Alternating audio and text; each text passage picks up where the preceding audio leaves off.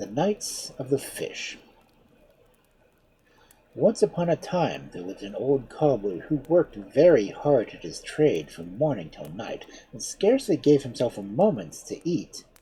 But, industrious as he was, he could hardly buy bread and cheese for himself and his wife, and they grew thinner and thinner daily. For a long time they pretended to each other that they had no appetite, and that a few blackberries from the hedges were a great deal nicer than a good strong bowl of soup.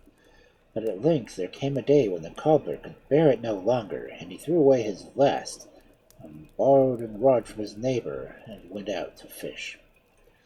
Now the cobbler was patient about fishing, as he had been cobbling. From dawn to dark he stood on the banks of a little stream, without hooking anything better than an eel or a few old shoes, and that he, clever as he was, felt were not worth mending. At length his patience began to give way, and as he was undressing one night he said to himself, "I will give it one more chance. If I don't catch a fish tomorrow, I'll go and hang myself." He had not cast his line for 10 minutes the next morning before he drew from the river the most beautiful fish he had ever seen in his life.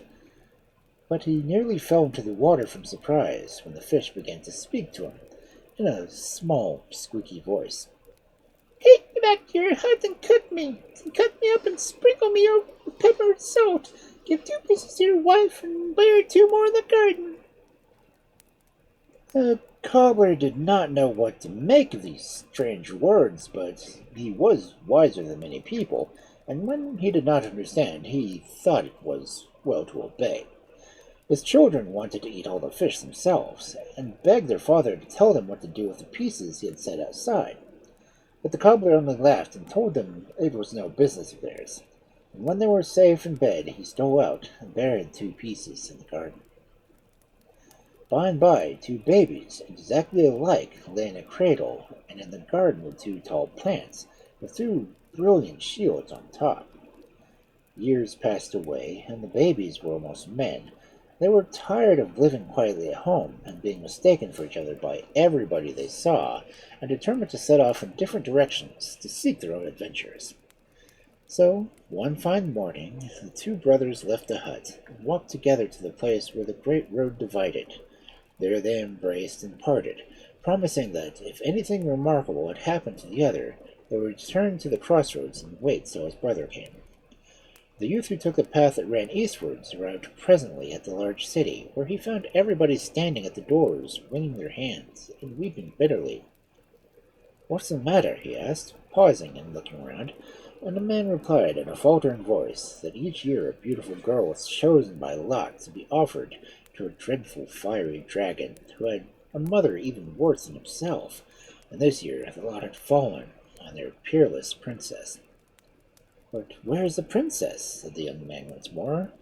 Again the man answered him, "She is standing under a tree a mile away, waiting for the dragon." This time the Knight of the Fish did not stop to hear more, but ran off as fast as he could, and found the princess bathed in tears and trembling from head to foot. She turned as she heard the sound of his sword, and removed her handkerchief from her eyes. "Fly!" she cried. "Fly while you still can, before that monster sees you." She said it, and she meant it, yet when he had turned his back she felt more forsaken than ever. But in reality it was not more than a few minutes before he came back, galloping furiously on a horse he had borrowed, and carrying a huge mirror across his neck. "I am in time, then," he cried, dismounting very carefully and placing the mirror against the trunk of a tree. "Give me your veil," he said hastily to the princess, and when she had unwound it from her head, he covered the mirror with it. "The moment the dragon comes near you, you must tear off the veil," he cried. "Be sure to hide behind the mirror. Have no fear, I shall be at hand." He and his horse had scarcely found shelter amongst the rocks when the flap of the dragon's wings could be heard plainly. He tossed his head with delight at the sight of her, and approached slowly to the place where she stood, a little in front of the mirror. Then, still looking the monster steadily in the face, she pressed one hand behind her back and snatched off the veil, stepping swiftly behind the tree as she did so.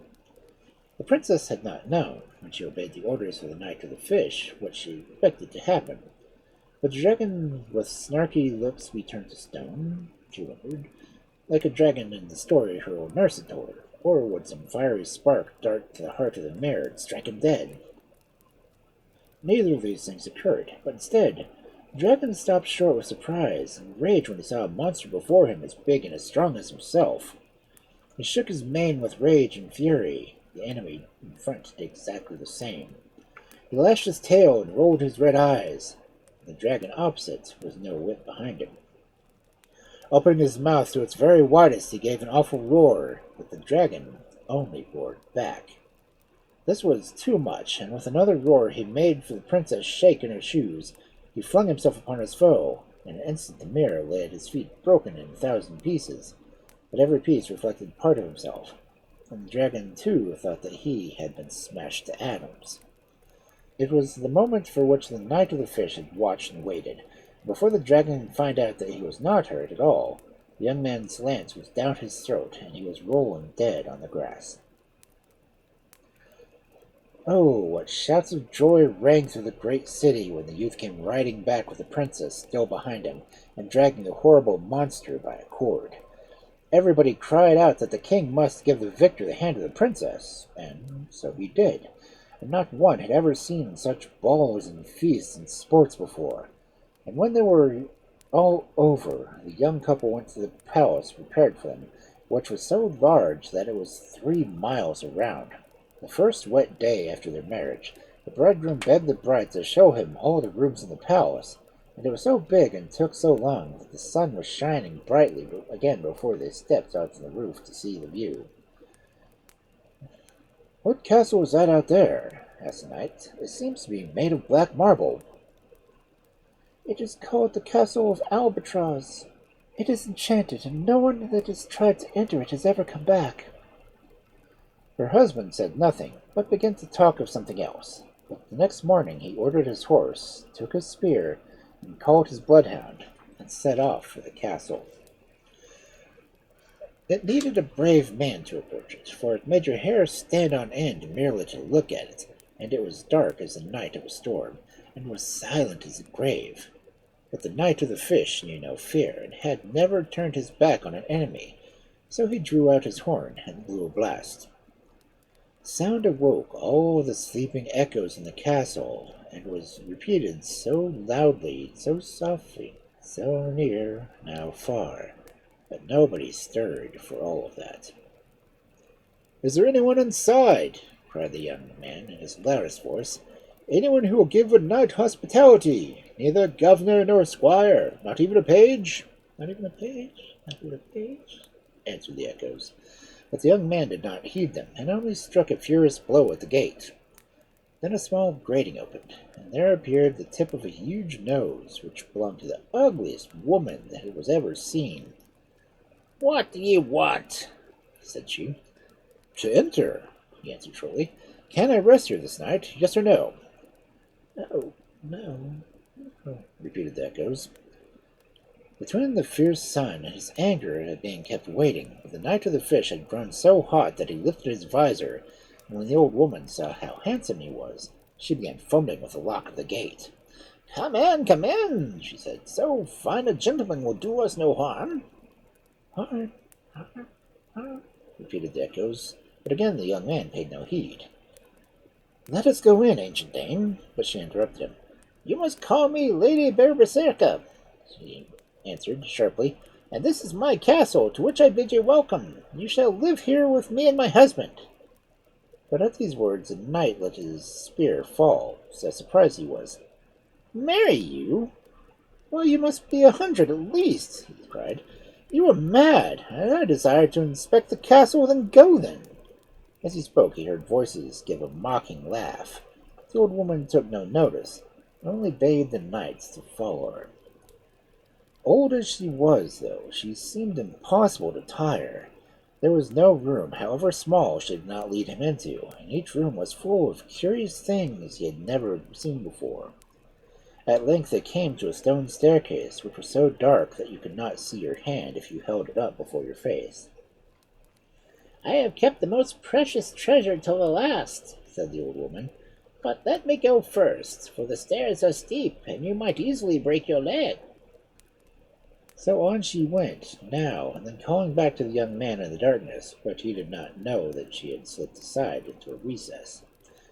Till suddenly he put his foot on the trap door, which gave way under him, and he fell down, as many good knights have done before him, and his voice joined the echoes of theirs. "So you would not marry me?" chuckled the old witch. Meanwhile, his brother had wandered far and wide, and at last he wandered back to the same great city where the other young knight had met with so many adventures. He noticed with amazement that when he walked the streets, the guards drew themselves up in a line and saluted him, and the drummers played the royal march. But he was still more bewildered when several servants in the library ran up to him and told him that the princess was sure something terrible had befallen him, and made herself ill with weeping. At last it occurred to him that once more he had been taken for his brother. "I'd better say nothing," he thought. "Perhaps I shall be able to help him after all." So he suffered himself to be borne in triumph to the palace, where the princess threw herself into his arms. "And so you did go to the castle?" she asked. "Yes, of course I did," answered he. "And what did you see there?" "I am forbidden to tell you anything about it until I have returned there once more," replied he. "Must you really go back to that dreadful place?" she asked wistfully. "You're the only man who has ever come back from it." "I must," he answered. And the princess, who was a wise woman, said only, "Oh, go to bed now, for I am sure to be very tired." But the knight only shook his head. "I have sworn never to lie in a bed as long as my work in the castle remains standing." And the princess again sighed and was silent. Early the next day, the young man started for the castle, feeling sure that something terrible must have happened to his brother. At the blast of his horn, the long nose of the old woman appeared in the grating. At the moment she caught sight of his face, she nearly fainted from fright, as she thought the ghost of the youth whose bones were lying in the dungeon of her castle. "Lady of all the ages," came the newcomer, "did you not give hospitality to a young knight a very short time ago?" "Short time ago, short time ago, short time ago," wailed the echoes. "And how have you ill-treated him?" he went on. "Ill-treated him, ill-treated him, ill-treated him," answered the voices. The woman did not stop to hear more. She turned to fly, but the knight's sword entered her body. "Where is my brother, cruel hag?"